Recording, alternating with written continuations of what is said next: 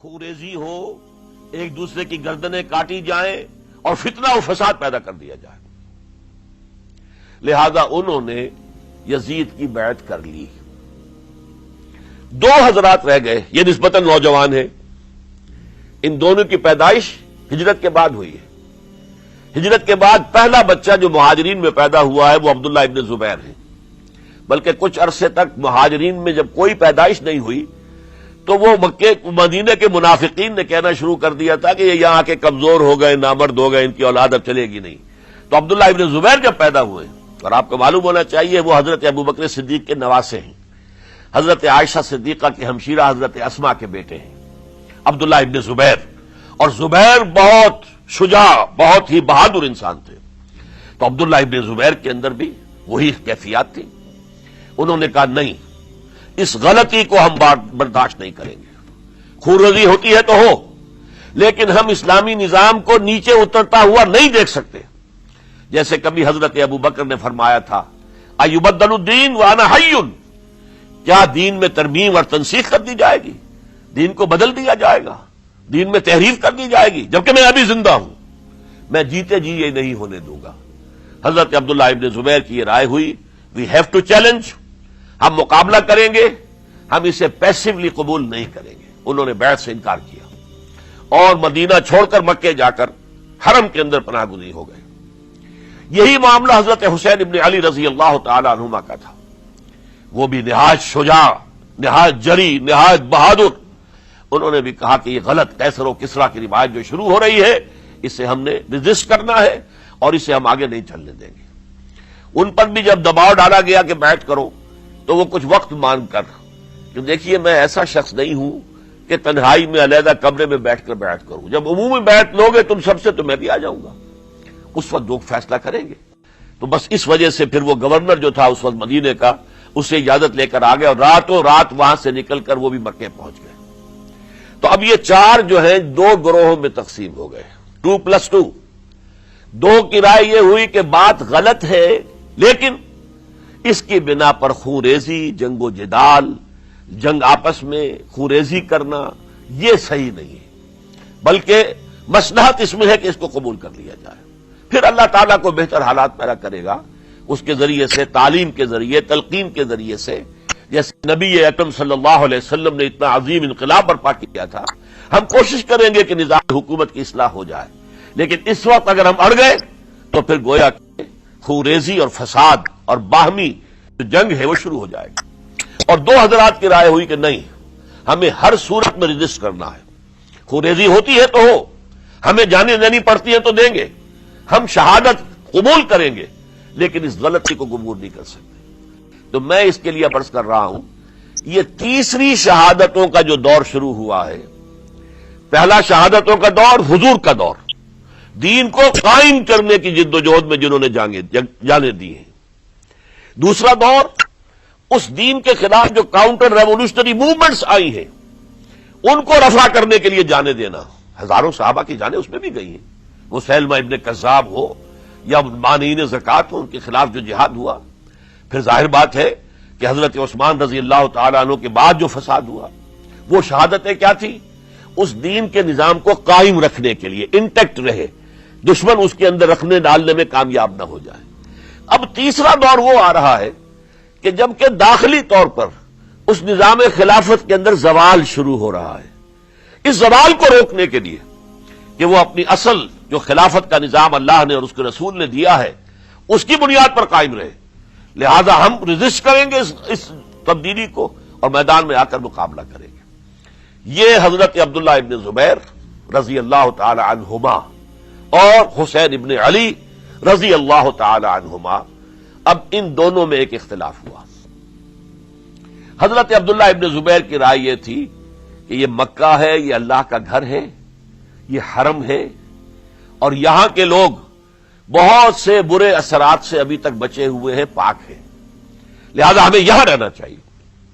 اس کو مرکز بنا کر ظاہر بات ہے اسی مکے سے محمد الرسول اللہ صلی اللہ علیہ وسلم نے دعوت شروع کی تھی، وہیں سے وہ پھیل کر جو ہے ایک عظیم انقلاب کی شکل اس نے اختیار کی تھی. ایک عظیم مملکت جو ہے حضور چھوڑ کر گئے تھے. تو ہمیں مکے میں رہ کر ہی اپنی تحریک شروع کرنی چاہیے. لیکن ادھر حضرت علی کے پاس پیغام آ رہے تھے کوفے سے. کوفہ چونکہ حضرت حسین کے پاس پیغام آ رہے تھے کوفے سے، چونکہ کوفے کو حضرت علی نے دارالخلافہ بنا لیا تھا، اور وہاں سمجھا جاتا تھا کہ حضرت علی کے ہمدرد اور حضرت شیعان علی جنہیں ہم کہیں، ان کے ساتھی ہم خیال یہ لوگ ہیں کثرت کے ساتھ. اور وہاں سے اب خطوط کا تانکا شروع ہو گیا، آپ یہاں آئیے، ہم بےتاب ہیں، آپ کا استقبال کریں گے، آپ کے ہاتھ پر بیعت کریں گے، تاکہ یہ جو قیصر و کسریٰ کی سنت شروع ہو رہی ہے اس کو روکا جا سکے. وہ تانتا بندھا ہوا ہے خطوط کا. تو حضرت حسین رضی اللہ تعالیٰ عنہ نے فیصلہ کر لیا کہ میں کوفے جاؤں گا. حضرت زبیر روکتے رہ گئے کہ نہیں، کوفیوں پر اعتماد نہ کیجیے، یہ زبانی کلامی ساتھ دیتے ہیں، جب ڈنڈا چلتا ہے تو پھر یہ ہٹ جاتے ہیں میدان سے، ان پر اعتماد نہ کریں آپ. لہذا یہی مکے میں رہیے اور ہم دونوں مل کر ایک بڑی طاقت بن جائیں گے. اور یہ مکہ جو ہے ہمارے لیے حصار ہے، یہ ہمارے لیے پناہ گاہ ہے، یہاں سے اس دعوت کا آغاز کیا جائے. اب یہ افسوس ہے، اسے اللہ کی مشیت سمجھا جائے، اللہ کی مرضی ہے. جو کچھ ہوتا ہے وہ تو بے اذن رب ہوتا ہے. اللہ اپنی مصلحتوں سے ہم سے زیادہ واقف ہے، ہم تو نہیں سمجھ سکتے. حضرت حسین نے فیصلہ کیا اور ڈٹ گئے اس فیصلے پر کہ میں کوفے جاؤں گا. اب یہ بھی بات قرآن مجید میں آیا ہے، حضور سے خطاب کر کے فرمایا گیا فَإِذَا عَزَمْتَ فَتَوَكَّلْ عَلَى اللَّهِ. جب ایک مرتبہ آپ ایک ارادہ کر لیں تو پھر اللہ پر توکل کیجئے. پھر یہ نہیں کہ کبھی آگے کبھی پیچھے جاؤں یا نہ جاؤں، یہ نہیں، یہ تردد یہ نہیں، بلکہ یہ کہ ایک فیصلہ کر کے ڈٹ جائیے. اس لیے کہ جو بھی نتیجہ ہے وہ تو اللہ کے ہاتھ میں ہے، لہذا اللہ پر توکل کیجئے. فَإِذَا عَزَمْتَ فَتَوَكَّلْ عَلَى اللَّهِ. لہذا سب نے سمجھایا حضرت حسین کو کہ آپ کوفے نہ جائیں. سمجھانے والوں میں حضرت عمر بھی تھے رضی اللہ، حضرت عبداللہ ابن عمر بھی تھے رضی اللہ تعالی عنہ. اگرچہ کوئی قرابت داری جو ہے قریبی نہیں تھی، لیکن بہرحال امت کی ایک شخصیت، عظیم شخصیت تھے. سمجھانے میں سب سے زیادہ زور صرف کیا ہے حضرت عبداللہ ابن عباس نے رضی اللہ تعالی عنہما. اور حضرت عبداللہ ابن عباس کون ہیں؟ ایک رشتے سے حضرت حسین کے چچا ہیں، ایک رشتے سے حضرت حسین کے نانا ہیں. کیوں؟ حضرت علی اور حضرت عبداللہ ابن عباس چچا زاد بھائی ہیں. عباس کے بیٹے، ابو طالب کے بیٹے، عباس اور ابو طالب بھائی ہیں.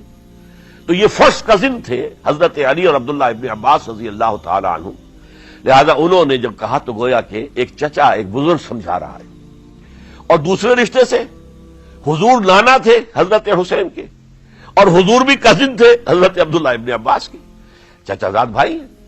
اس حوالے سے سمجھ لیجئے کہ حضور کے کزن نانا کے درجے میں آ گئے. تو یہ دو رشتے تھے حضرت عبداللہ ابن عباس کے، اور انہوں نے بڑی الہا و زاری کے ساتھ، بڑی اپنے مقام سے نیچے اتر کر خوشامد کی ہے. حسین خدا کے لیے باز آ جاؤ، حسین خدا کے لیے باز آ جاؤ. حسین اگر جانا ہی ہے تو اپنے بال بچوں کو لے کر نہ جاؤ. جس طریقے سے تمہارے باپ حضرت علی رضی اللہ تعالیٰ عنہ کو کوفہ کے اندر ذبح کر دیا گیا، کہیں ایسا نہ ہو کہ تمہیں بھی تمہارے بال بچوں کے سامنے ذبح کر دیا جائے. باز آ جاؤ. لیکن حضرت حسین اب اللہ کی طرف سے ان کے دل میں ایک ارادہ پختہ ہو چکا تھا، اور انہوں نے حضرت مسلم بن عقیل کو بھیجا تھا کہ جاؤ میری طرف سے کوفے والوں سے بیعت لے اور پھر مجھے اطلاع دو. وہ گئے، وہاں 12,000 افراد نے بیعت کر لی. اب ان کا خط آ گیا کہ یہاں تو فضا بالکل ہموار ہے، اتنے لوگوں نے بیعت کی ہے، باقی بھی جیسے ہی آپ سامنے آ جائیں گے سب بیعت کر لیں گے. لہذا یہاں پر وہ ریزسٹنس کے لیے گویا کہ ہمارے پاس طاقت اس کوفے کے اندر بہت مضبوط طاقت ہوگی کہ ہم یزید کی حکومت کے خلاف ریزسٹ کر سکیں. اس کے بعد ہوا کیا؟ یزید نے عبید اللہ ابن زیاد کو گورنر بنا کر بھیج دیا. یہ شخص تھا بہت ڈنڈا چلانے والا. اس نے سختیاں شروع کی تو بہت سے لوگ اس بیعت سے تائب ہو گئے. لیکن مسلم بن عقیل وہ میدان میں آئے، اور ان کے ساتھ ہزاروں آدمی آ گئے جنہوں نے بیعت کی تھی، ابھی تک بیعت پر قائم تھے، اور انہوں نے گورنر کے گھر کا گھیراؤ کر لیا. گورنر کے ساتھ 30-40 آدمی تھے کل.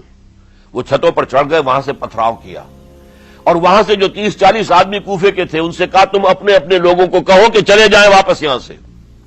انہوں نے اوپر سے کہنا شروع کیا، ڈرایا بہت خوفناک نتیجہ نکلے گا، اب عبید اللہ ابن زیاد تم سب کو ہلاک کر دے گا۔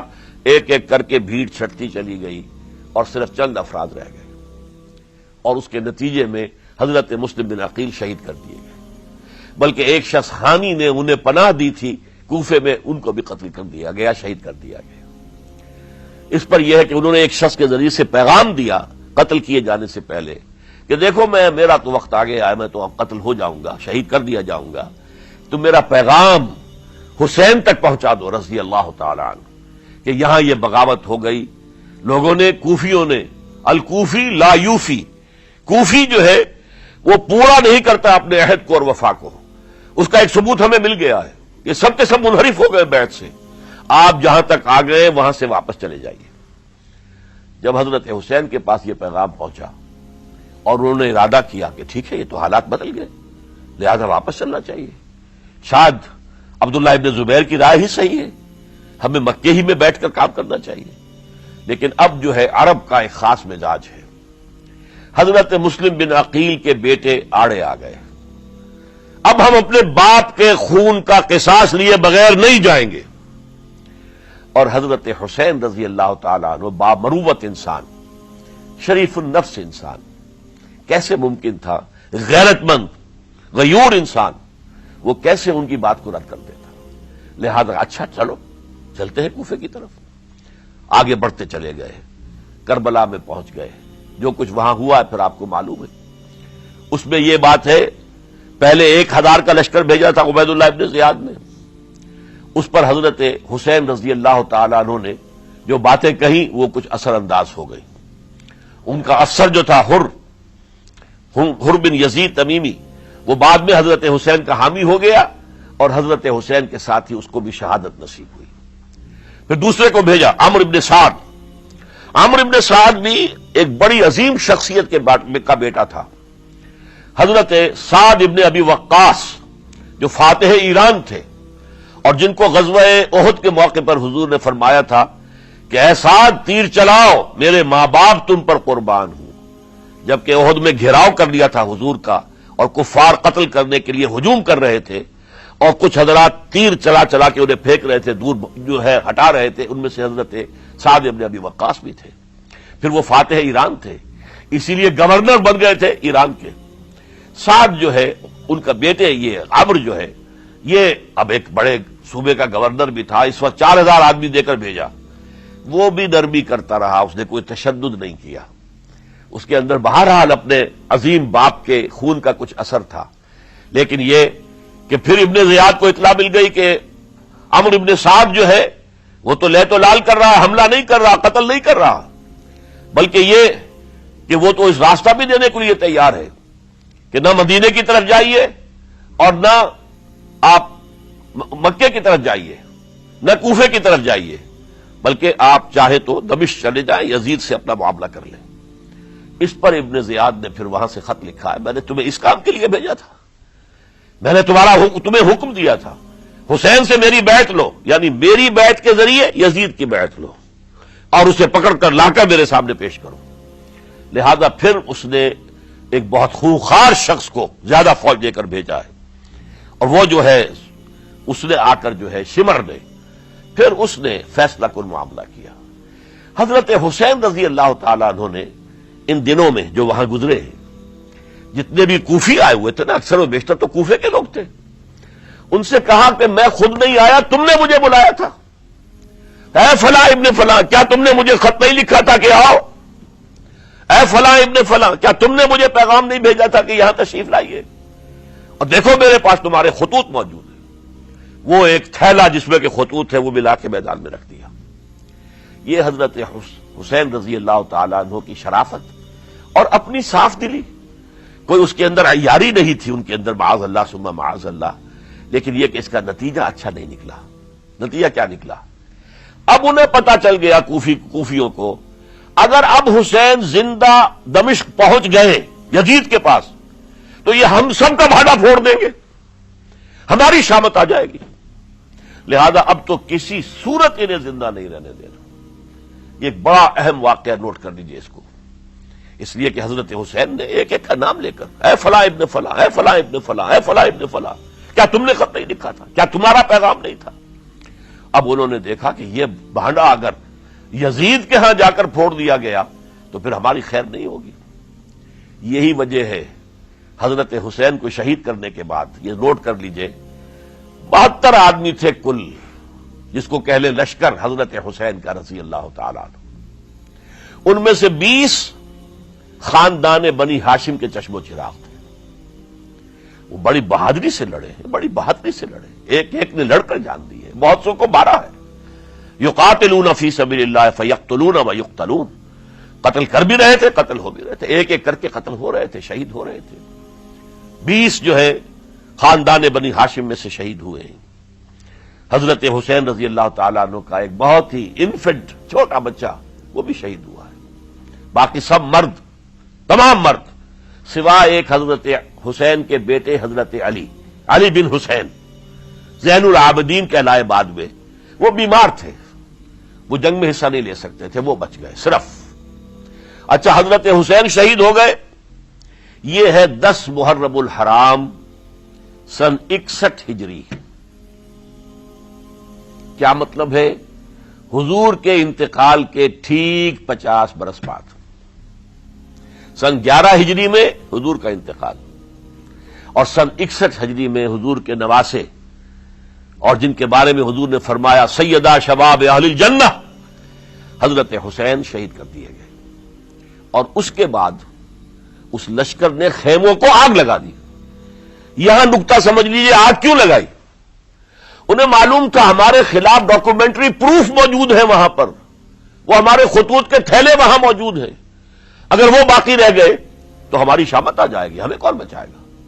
ورنہ ظاہر بات ہے کہ اگر تو وہ دشمنی کے انداز میں بات ہوتی تو خواتین کی بھی بے حرمتی کی گئی ہوتی، لیکن نہیں، کسی نے، ظاہر بات ہے کہ خانوادہ نبوت کہ کسی خاتون کی بے حرمتی نہیں کی، قطعاً نہیں کی، قطعاً نہیں کی، قطعاً نہیں کی، لیکن خیمے جلانا ان کی ضرورت تھی تاکہ وہ ریکارڈ جو ہے ان کا وہ تلف ہو جائے، سارے خطوط جو ہیں وہ جل جائیں تاکہ ان کے خلاف ثبوت باقی نہ رہے۔ یہ عظیم سانحہ کربلا ہے۔ اب چونکہ یہ ہماری تاریخ کے ان واقعات میں سے ہے جس پر بہت کچھ اختلافات ہیں، مختلف گروہوں کی تعبیرات بہت مختلف ہیں۔ ایک طرف اہل تشیع کا اپنا بیان ہے، دوسری طرف اہل سنت کا ایک اجماعی بیان ہے، تیسری طرف کچھ ایسے لوگ پیدا ہو گئے ہیں جو حضرت حسین رضی اللہ تعالیٰ عنہ پر الزام لگا رہے ہیں اہل سنت میں سے کہ وہ تو حکومت کے طالب تھے، اقتدار کے خواہش مند تھے، واجب القتل تھے۔ معاذ اللہ ثم معاذ اللہ ثم معاذ اللہ۔ حضرت حسین اگرچہ صغار صحابہ میں سے تھے، یعنی حضور کی حیات طیبہ میں ابھی چھوٹے بچے تھے، لیکن ان کا شمار صحابہ میں ہے۔ اور پھر یہ وہ شخص ہے جو حضور کی گود میں کھیلا ہے، یہ وہ ہے جو حضور کے شانوں کے اوپر جس نے سواری کی ہے۔ علامہ اقبال نے جیسے حضرت اسماعیل کے لیے کہا ہے کہ وہ فیضان نظر تھا یا کہ مکتب کی کرامت تھی، سکھائے کس نے اسماعیل کو آداب فرزندی۔ ظاہر بات ہے حضرت اسماعیل کسی اسکول اور مدرسے دارالعلوم میں پڑھے نہیں تھے کہ وہاں پتہ چلتا کہ والد کا حق کیا ہے۔ یہ فیضان نصر تھا، ابراہیم کی نگاہ کا یہ فیضان تھا کہ بیٹے کے اندر وہ جذبہ پیدا ہوا کہ یا ابت افعل ما تؤمر، ابا جان جو خواب آپ دیکھ رہے ہیں اور جو حکم آپ کو اس خواب کے ذریعے مل رہا آپ کر گزریے، ستجدنی انشاءاللہ من الصابرین۔ تو اسماعیل کا معاملہ اگر یہ تھا فیضان نظر سے، تو حضرت اسماعیل تو حضرت ابراہیم کے پاس زیادہ رہے بھی نہیں، وہ تو مکے میں رہے۔ حضرت عثمان جو حضرت ابراہیم تو شام میں رہتے تھے، کبھی کبھی آ جاتے تھے، بس اس سے زیادہ معاملہ نہیں تھا۔ وہ فیضان نظر حضرت اسماعیل کو تھا، تو حضور صلی اللہ علیہ وسلم کا فیضان نظر کتنا ہوگا اس کا آپ اندازہ کیجئے۔ یہ کوئی جنگ اقتدار نہیں تھی، معاذ اللہ ثم معاذ اللہ ثم معاذ اللہ، بلکہ انہوں نے اپنا ایک فرض منصبی سمجھا ہے کہ میرے نانا کا لایا ہوا نظام اور اس کے اصول اب ٹوٹ رہے ہیں۔ جیسے حضرت ابوبکر کا قول میں نے آج بھی آپ کو سنایا، ایبدل الدین وانا حی، کیا دین میں ترمیم اور تنسیخ کی جائے گی، دین کی باتوں کو بدل دیا جائے گا جبکہ میں ابھی زندہ ہوں۔ اسی طریقے سے گویا کہ زبان حال سے حضرت حسین اور عبداللہ ابن زبیر رضی اللہ تعالی عنہم ان دونوں نے یہ فیصلہ کیا کہ ہم روکیں گے اس کو۔ آپ اختلاف کر سکتے ہیں کہ حضرت حسین کی رائے صحیح تھی یا حضرت عبداللہ ابن عباس کی رائے صحیح تھی، یہ کہہ سکتے ہیں آپ، لیکن کسی کی نیت پر حملہ نہیں کر سکتے۔ اسی طریقے سے بعض لوگ جو ہے حضرت عبداللہ ابن عباس، عبداللہ ابن عمر، ان کی نیتوں پر حملہ کرتے ہیں۔ ان کو تو یزید نے دولت سے خرید لیا تھا، معاذ اللہ ثم معاذ اللہ ثم معاذ اللہ۔ یہ دونوں جلیل القدر صحابہ ہیں، یہ تو صغار صحابہ میں سے نہیں ہے، یہ جوان تھے پورے حضور کے زمانے میں، جنگوں میں حصہ لیا ہے۔ حضرت عبداللہ ابن عمر نے، عبداللہ ابن عباس نے رضی اللہ تعالی عنہما، انہیں کوئی رقم نہیں خرید سکتی تھی، کوئی دولت نہیں خرید سکتی تھی۔ جو رائے انہوں نے قائم کی دیانتاً قائم کی۔ اور ہمارے ہاں اصول یہ ہے کہ جب کوئی نئی صورتحال پیدا ہو جائے اور اجتہاد کی ضرورت پیش آ جائے اور پوری کوشش کر کے مجتہد اجتہاد کر رہا ہے، تو اگر اسے غلطی بھی ہو جائے، مجتہد مخطی خطا کار، اس کو بھی اکیرا ثواب ملتا ہے، اور مجتہد مصیب وہ مجتہد کے جس کی رائے صحیح، جس کا فیصلہ صحیح ہے، اسے دوہرا ثواب ملتا ہے۔ تو ان کے مابین ایک اختلاف رائے کا ہوا، اجتہاد کا ہوا۔ آیا یہ غلطی اتنی بڑی ہے کہ امت میں تفرقہ پیدا کیا جائے، امن و امان کو برباد کیا جائے، خوریزی کا بازار گرم کیا جائے، یا نہیں؟ دو کی رائے یہ ہوئی، ان کی مخلصانہ رائے تھی، ان کی دیانت دارانہ رائے تھی، ہم ان کی نیت پر حملہ نہیں کر سکتے، آپ اختلاف کرنا چاہیں تو کیجیے۔ اسی طرح حضرت عبداللہ ابن زبیر اور حضرت حسین ابن علی رضی اللہ تعالی عنہ، ظاہر بات ہے کہ ان کا بھی ایک اجتہادی رائے تھی کہ نہیں، یہ دین کے نظام کے اندر بہت بڑا رکھنا پڑ رہا ہے، یہ تو اب قیصر و کسریٰ کی سنت شروع ہو رہی ہے، یہ اسلام کے دین کے اوپر طریقہ نہیں، عمل نہیں ہو رہا ہے، تو ہم اسے اپنی جانوں کا نذرانہ دے کر بھی اسے روکیں گے، روکنے کی کوشش کریں گے، رکے نہ رکے ہم اپنی جانیں دے دیں گے۔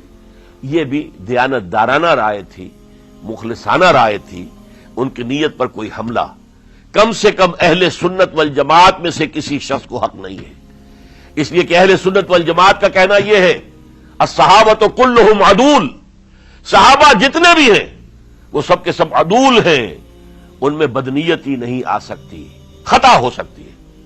اہل سنت کے نزدیک معصومیت خاصہ نبوت ہے، نبوت ختم ہو گئی محمد الرسول اللہ صلی اللہ علیہ وسلم پر، آپ کے بعد معصوم کوئی نہیں، ابو بکر بھی معصوم نہیں، عمر بھی معصوم نہیں، عثمان بھی معصوم نہیں، علی بھی معصوم نہیں رضی اللہ تعالی عنہ اجمعین۔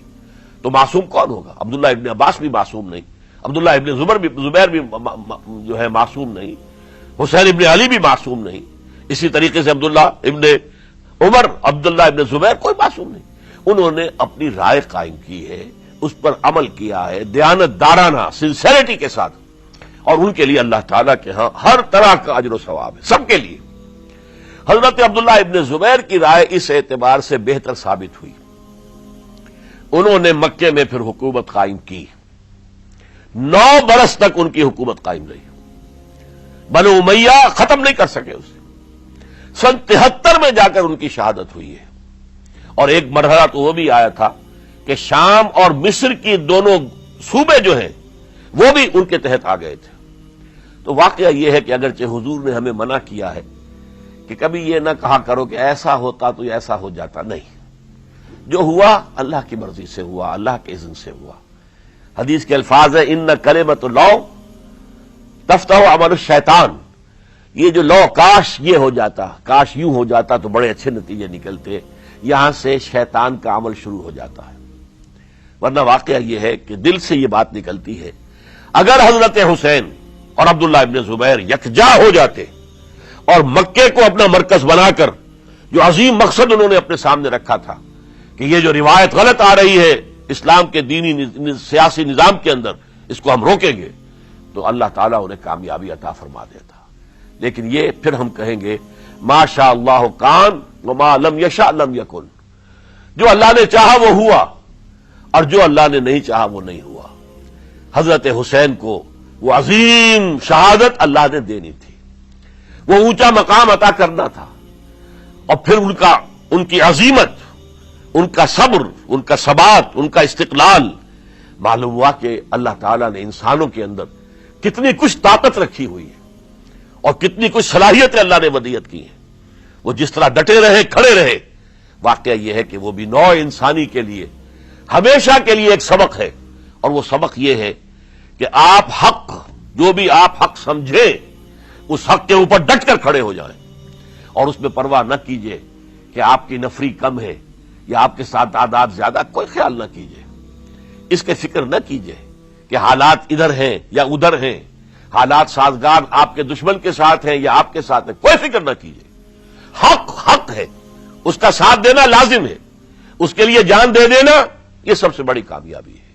وَلَا تَقُولُوا لِمَن يُقْتَلُ فِي سَبِيلِ اللَّهِ أَمْوَاتٌ، ہرگز نہ کہنا ان کو جو اللہ کی راہ میں قتل ہو جائیں کہ وہ مردہ ہیں، بل احیاء، وہ تو زندہ ہیں، ولیکن لا تشعرون، تمہیں شعور نہیں ہے۔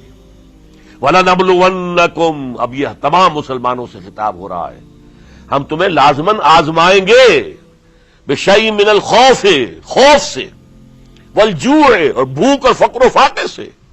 حضرت حسین اور ان کے ساتھیوں کو پیاس کے ذریعے سے آزمایا گیا ہے، حالانکہ دریا دور نہیں ہے لیکن پانی بند کر دیا گیا، کیسی کیسی شدت اور کیسے کیسے سخت حالات کا سامنا کیا، لیکن جھکے نہیں، گردن نہیں جھکی، ڈٹے رہے اپنے موقف کے اوپر۔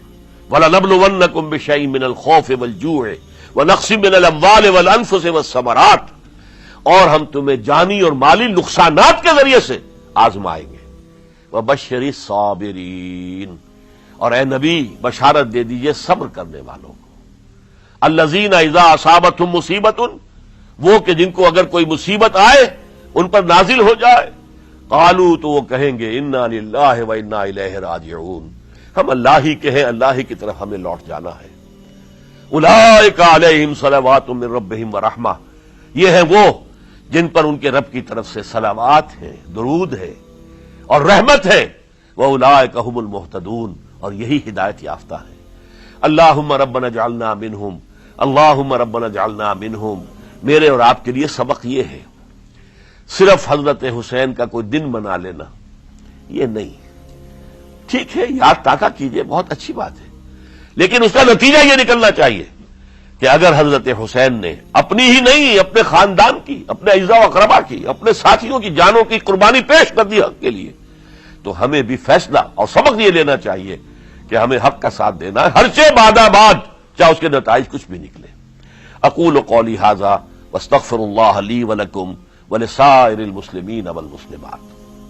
جسے دیکھی ہو جنت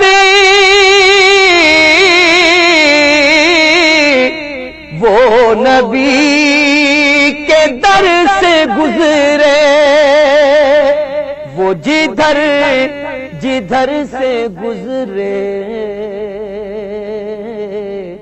یہ ادھر سے گزرے۔